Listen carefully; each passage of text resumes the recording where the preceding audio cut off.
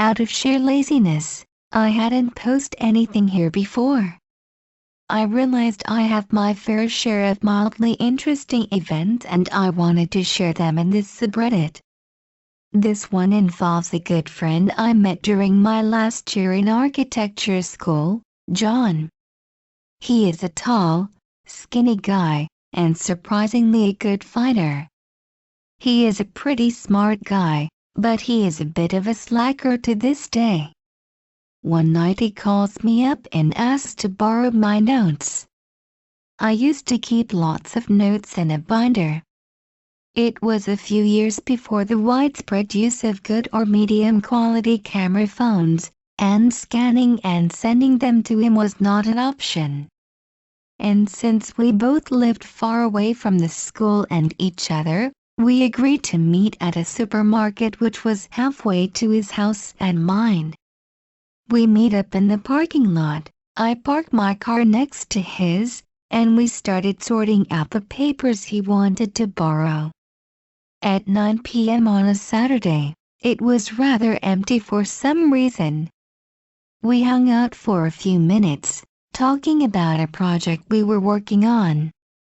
After a while, we decided to go home. Now, the parking lot has 4 access points, 2 leading to the main road, 1 on the back of the supermarket, and another one that goes to a small and badly lit street, and I used it frequently when I left the supermarket any other day as a shortcut. I get into my car and I use that last exit I mentioned, as does my friend a few moments later. I catch a last glimpse of his car exiting the parking lot before I turn right to go home. About 2 hours later, I was working on something in my computer when I received a phone call from a number I don't recognize. I answered. It was John. "Have you received any phone calls from my cell phone?" he asked in a fairly unusual tone. "No, I haven't," I said. "Okay. The thing is I was kidnapped a few moments ago. I'm okay. I'm home now. But they took my car, my wallet, and my cell phone. Can you help me tell our mutual friends not to answer if they receive a call from my number?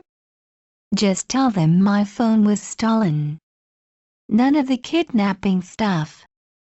So I contacted as many mutual friends as I could. John called me later to say he was fine, but he had a few things to do. I didn't see him till Monday. He was wearing a neck brace and had a black eye and a few other bruises. Turns out that, as I lost sight of him exiting the parking lot, just as he was driving down the badly lit street, another car gave him a fender bender. He went out to see the damage and sorted all out with the driver, when out of the other car come 3 lanky guys. One of them pulls out a knife and approaches John. John immediately tries to disarm the guy, but as he goes for it, the other 2 guys jump on him and start punching and kicking him. They dragged him and threw him to the floor of the back seat of his own car, and they started driving, with the car they came in following closely behind. The whole drive one of the guys kept pointing a gun to John's head. Just as they were leaving the city, they released him beneath an underpass and drove away. Fortunately, John had still some money in his pockets. But he had to walk a while before a cab that would pick him up showed up.